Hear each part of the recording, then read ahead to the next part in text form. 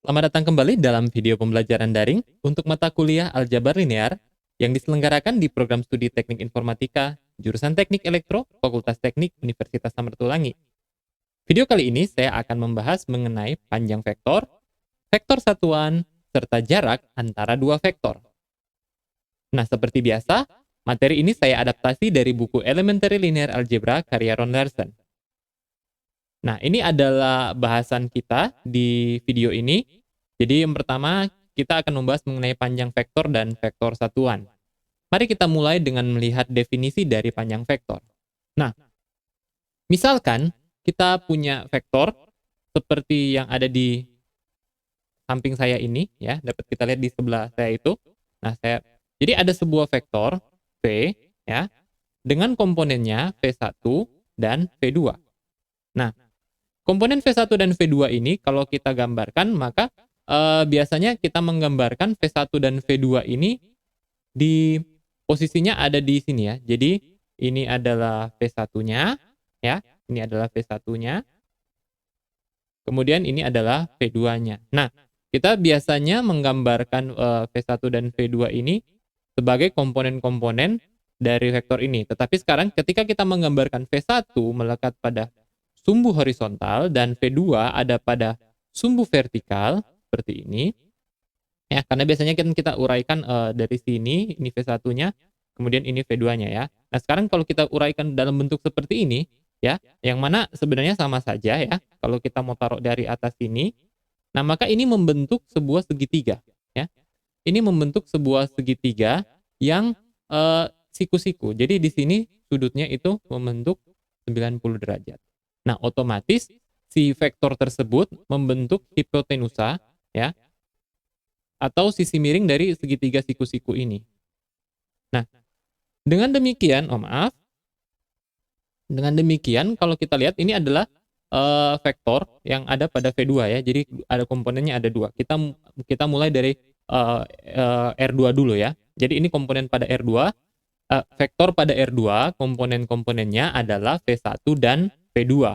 Nah, maka kita lihat seperti yang sudah dikatakan tadi, si panjang dari vektor tersebut itu merupakan sisi miring dari segitiga yang kita punya ini ya. Jadi ini adalah panjang menandakan panjang dari vektor.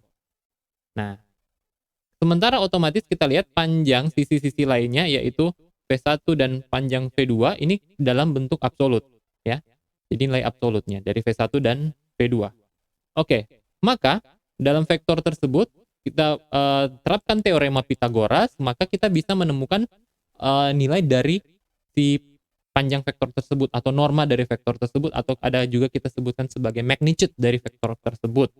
Nah, jadi magnitude dari vektor ini bisa ditemukan dengan cara menghitung kuadrat ya. Jadi kita menggunakan teorema Pythagoras di sini sehingga ini kan V kuadrat sama dengan absolut dari V1 kuadrat tambah absolut dari V2 kuadrat, maka sama dengan V kuadrat, V1 kuadrat tambah V2 kuadrat, sehingga kita dapatkan V atau normanya itu adalah akar dari V1 kuadrat tambah V2 kuadrat. Nah, apabila kemudian kita lantas mengeneralisasikan, maaf ya, ini agak mengganggu. Apabila kita mengeneralisasikan konsep ini untuk vektor pada Rn, maka kita akan memiliki seperti ini ya. Jadi yang dari ini hanya dua komponen, kita generalisasikan ke Rn yang komponennya sampai dengan Pn ya, seperti ini. Nah, maka kemudian satu hal lagi, apabila norma dari V atau panjang dari sebuah vektor adalah sama dengan 1, maka vektor itu kita sebut dengan vektor satuan. Itulah yang dinamakan dengan vektor satuan ya. Jadi kita melihat di sini bahwa kalau saya ulangi lagi bahwa panjang dari sebuah vektor itu jika kita menempatkan vektor dan komponen-komponennya pada R2 membentuk sebuah segitiga, maka panjang vektor tersebut adalah sisi miring dari segitiga siku-siku tersebut. Nah, konsep tersebut kita generalisasikan ke vektor-vektor pada Rn. Oke, saya lanjutkan. Nah, ini contohnya. Misalkan pada R5 kita memiliki sebuah vektor dengan 5 komponen. Vektornya itu seperti ini ya. Ini adalah sebuah vektor dengan 5 komponen. Maka V itu dapat kita hitung dengan seperti yang cara tadi. Jadi nolnya elemen pertama dikuadratkan, elemen kedua dikuadratkan, elemen ketiga, keempat, kelima, dan seterusnya. Kemudian kuadrat dari elemen-elemennya kita jumlahkan. Nah, hasilnya adalah seperti ini dan kita lanjutkan ya. 4, kalau kita lihat 4 tambah 1, 5 tambah 16, 21 tambah 4 ini adalah akar 25, sehingga panjang dari vektor ini adalah 5. Nah, kita lihat kemudian satu vektor lagi, yaitu vektor pada R3, 2 per akar 7. Komponen-komponennya adalah 2 per akar 17, negatif 2 per akar 17, dan 3 per akar 17. Nah, kita lakukan hal yang sama untuk mencari panjang dari vektor ini, yaitu kita lakukan penjumlahan dari kuadrat elemen-elemennya, kemudian kita tarik akarnya. Ya.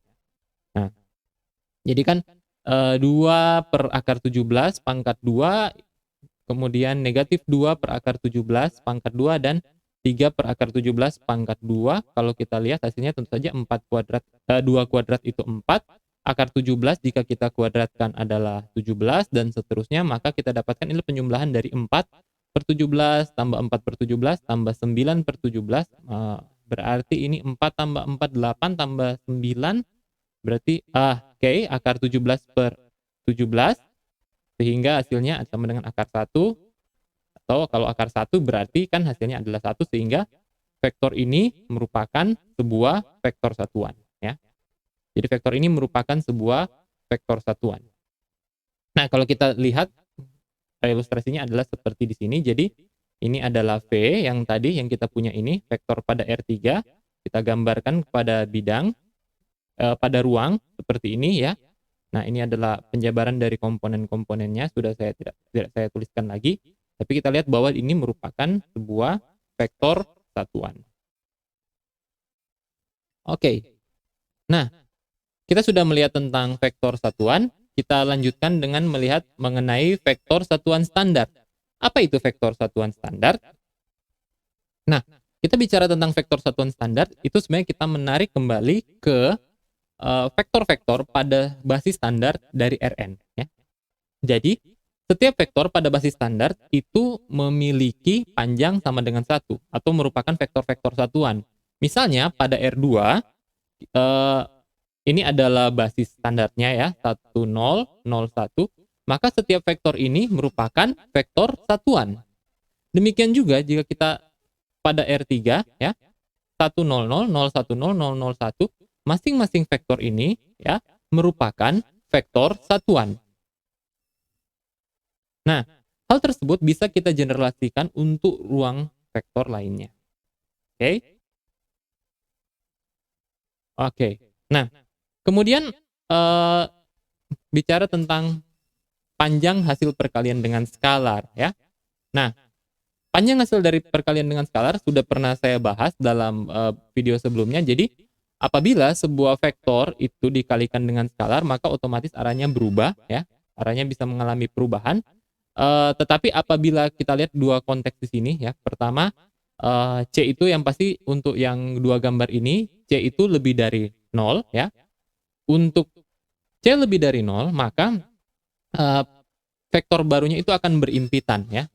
Vektor barunya akan berimpitan, dan otomatis panjangnya juga akan terscaling atau ya mengalami penskalaan sesuai dengan skalar yang dikalikan dengan vektor tersebut. Nah, apabila C kurang dari 0, maka dia akan berlawanan arah dengan vektor tersebut ya. Nah, panjangnya tentu saja menyesuaikan ya. Apakah C itu lebih dari 0 atau apakah C itu lebih dari 1, jadi antara lebih dari kurang dari negatif 1 ya, maaf. Jadi antara negatif 1 sampai 0, atau dari negatif tak hingga sampai negatif 1. Nah, kita lanjut dengan yang selanjutnya, yaitu vektor satuan dalam arah V. Nah, apa itu vektor satuan dalam arah V? Tadi kita sudah melihat tentang vektor satuan ya. Nah, kita bisa memiliki sebuah vektor satuan lain, ya, vektor satuan lain yang ada pada arah sebuah vektor lainnya. Misalnya, ada sebuah vektor V pada ruang vektor Rn, di mana V ini tidak sama dengan 0 ya.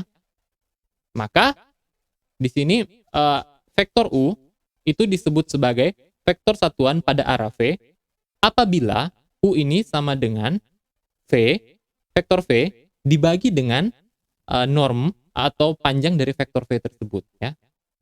Nah, pasti U ini ya, vektor U ini akan memiliki panjang sama dengan 1 ya. Sementara panjang dari V ini ya bisa belum tentu 1 ya. Oke. Nah, dan vektor U yang baru kita buat itu atau yang kita dapatkan dari pembagian vektor V dengan panjang vektor V, dia akan memiliki arah yang sama dengan vektor V ya. Nah, ini adalah vektor satuan dalam arah V. Mari kita lihat contohnya. Nah, diketahui sebuah vektor U itu merupakan vektor satuan dalam arah vektor V, di mana V itu memiliki komponen-komponen 3, negatif 1, dan 2 ya. Ini adalah vektor V. Kemudian diketahui ada vektor lainnya yaitu vektor U yang katanya merupakan vektor satuan dalam arah V. Nah, bagaimana cara kita mengetahui vektor tersebut? Jadi pertama, kita ingat lagi ya rumusannya tadi adalah vektor U jika dia merupakan sebuah vektor satuan dalam arah V, maka dia akan sama dengan V dibagi dengan panjang dari V ya. Nah, ini akan menghasilkan ya, pembagian ini akan menghasilkan sebuah vektor tentu saja ya. Kalau kita lihat seperti ini, maka ini adalah vektor V sama seperti yang ini ya. Ini adalah vektor V. Kita lihat di sini ini adalah vektor V dibagi dengan panjangnya ya. Nah, kita sudah lihat tadi panjang vektor itu adalah kuadrat penjumlahan kuadrat dari komponen-komponennya yang kita akarkan. Jadi 3 kuadrat, negatif 1 kuadrat, kemudian 2 kuadrat. Kalau kita jumlahkan maka di denumeratornya apa sih ya? Penyebutnya adalah akar dari 9 tambah 1 tambah 4, otomatis ini adalah 1 per akar 14 kali vektor V-nya adalah 3, negatif 1, dan 2. Nah, kalau kita kalikan berarti vektor U ini merupakan sebuah vektor dengan komponen-komponen 3 per akar 14, negatif 1 per akar 14, dan 2 per akar 14. Nah, mari kita buktikan ya, kita uji apakah benar si vektor vektor U ini merupakan sebuah vektor satuan. Jadi kita sudah dapatkan vektor U-nya ya. Sekarang karena dia merupakan, kita bilang kan tadi vektor satuan dalam arah V, berarti harusnya panjang dari vektor U ini ya. Kalau kita cari panjangnya ini akan menghasilkan 1. Oke. Nah, mencari panjangnya adalah seperti ini. Jadi 3 per akar 14 kuadratkan ditambah negatif 1 per akar 14 dikuadratkan ditambah 2 per akar 14 dikuadratkan dan kita jumlahkan, kemudian kita tarik akarnya, maka 9 tambah, karena ini penyebutnya sama, jadi 9 tambah 1 tambah 4 ini adalah berarti kan sama ya, akar 14, 9 tambah 1 10 tambah 4 14. Berarti ini kan adalah 14 per 14 dan akar dari ini kalau pembilang dan penyebut sama otomatis dia sama dengan 1 dan akar 1 adalah 1. Jadi kita sudah melihat di sini membuktikan bahwa vektor U ini ya, ini ada dalam arah vektor V dan dia merupakan sebuah vektor satuan. Oke, kita lanjut dengan materi selanjutnya yaitu mengenai jarak antara dua vektor. Nah, pembahasan dalam topik ini, kita kembali melihat representasi grafisnya ya. Jadi ada vektor U dan ada vektor V. Kita lihat dulu ini adalah model pada R2 tentu saja. Seperti biasa dari R2 kemudian kita lakukan perluasan, kita extend ke Rn. Nah, kita belajar dulu konsepnya di R2.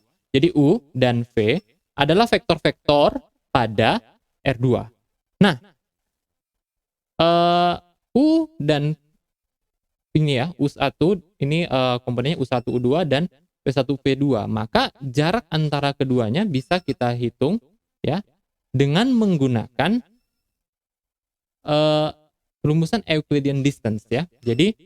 Ini merupakan sebuah jarak Euclidean antara dua titik, yaitu dari U ke V, maka ini merupakan U1 kurang V1 dikuadratkan, tambah U2 kurang V2 kita kuadratkan. Ya. Ini adalah jarak Euclidean untuk vektor U dan vektor V. Nah,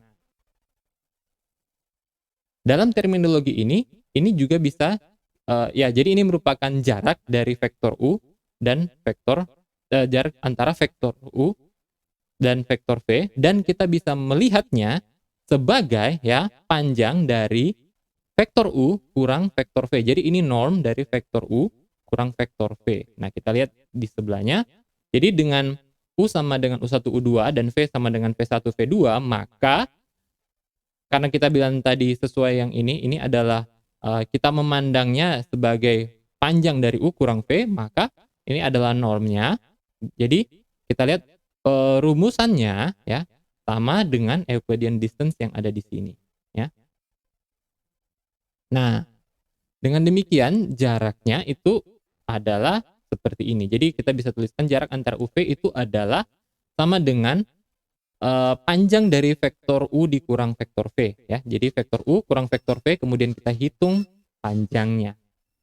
Nah, sifat-sifat dari jarak antara dua vektor adalah yang pertama, jarak antara dua vektor itu akan selalu lebih dari sama dengan 0. Kenapa? Karena dia merupakan akar dari yang ini ya. Kalau kita lihat ini kan dua bilangan ya. Jika sekalipun U1 dan V1 hasilnya negatif tetapi kita kuadratkan, maka hasilnya akan selalu lebih dari sama dengan 0, ya. Kemudian kondisi jarak antara keduanya, jarak antara vektor U dan vektor V itu akan sama dengan 0 jika dan hanya jika vektor U adalah sama dengan vektor V atau komponen dari vektor U sama dengan komponen dari vektor V. Maka itu akan menghasilkan vektor yang maka jarak antara keduanya adalah sama dengan 0. Dan yang ketiga ya, kita lihat di sini, jarak dari U ke V, jarak antar vektor U ke vektor V itu sama dengan jarak dari V ke U ya. Nah, contohnya seperti ini. Mari kita lihat. Diketahui sebuah vektor U ya, komponennya negatif 1 dan negatif 4, dan vektor V komponennya adalah 2 dan 3. Maka kalau kita hitung, ingat bahwa jarak antara kedua vektor ini adalah sama dengan vektor U dikurang vektor V. Berarti kalau kita lakukan pengurangan ya, kita dapatkan seperti ini. Ini komponen pertama ya, jadi negatif 1 kurang 2, negatif 4 kurang 3 ya. Nah, kemudian karena dicari jaraknya, maka negatif 1 kurang 2 itu adalah negatif 3, negatif 4 kurang 3 berarti jadi negatif 7, berarti negatif 3 kuadrat tambah negatif 7 kuadrat. Nah, hasilnya adalah berarti 9 tambah 49, berarti jarak dari vektor U ke vektor V adalah akar 58. Oke, misalnya kita punya sekarang vektor kedua ya. Ini vektor pada R4 berarti ya kalau kita lihat.